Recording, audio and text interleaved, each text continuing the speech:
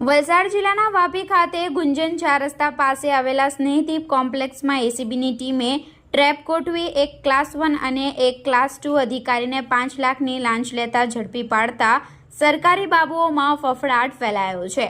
વલસાડ જિલ્લાના વાપી ખાતે ગુંજન 4 રસ્તા પાસે આવેલા સ્નેહદીપ કોમ્પ્લેક્સમાં એસીબીની ટીમે ટ્રેપ ગોઠવી એક ક્લાસ 1 અધિકારી હર્ષદકુમાર પરમાર અને એક ક્લાસ 2 અધિકારી સુપ્રભાત રંજન તોમરને 5 લાખની લાંચ લેતા ઝડપી પાડતા સરકારી બાબુઓમાં ફફડાટ ફેલાયો છે। એસીબીની ટીમે બંને લાંચિયા અધિકારીની ધરપકડ કરી વધુ કાર્યવાહી હાથ ધરી છે। આ અંગે એસીબીએ આપેલી વિગતો મુજબ દક્ષિણ ગુજરાતમાં ખાનગી કન્સ્ટ્રક્શન કંપની ચલાવતા એક બિલ્ડરે તેમની કંપનીમાં કામ કરતા કર્મચારીઓના પીએફ કાપવાની કાર્યવાહી ન કરી હતી। આથી પીએફ કચેરી ખાતેથી બિલ્ડરની કંપનીને નોટિસ મળી હતી। સમગ્ર મામલે વાપી પીએફ કચેરી ખાતે કેસ ચાલતો હતો।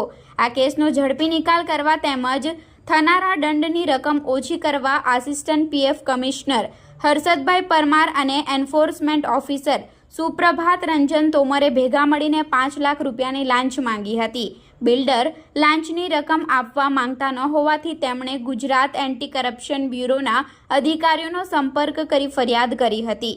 જે ફરિયાદના આધારે મદદનીશ નિયામક સુરતના આર ચૌધરીના સુપરવિઝનમાં એસીબી પીઆઈ જે.આર. ગામિત અને તેમની ટીમે વાપી સ્નેહદીપ કોમ્પ્લેક્સ ખાતે આવેલી આસિસ્ટન્ટ પીએફ કમિશનરની ચેમ્બરમાં ટ્રેપ ગોઠવી હતી। એસીબીની આ ટ્રેપમાં આસિસ્ટન્ટ પીએફ કમિશનર હર્ષદ પરમારના કહેવાથી એન્ફોર્સમેન્ટ ઓફિસર સુપ્રભાત રંજન તોમરે 5 લાખની લાંચ સ્વીકારી હતી। દરમિયાન એસીબીની ટીમે બંનેને રંગે હાથ ઝડપી લઈ લાંચની રકમ કબજે કરી હતી અને બંને અધિકારીની ધરપકડ કરી વધુ કાર્યવાહી હાથ ધરી હતી।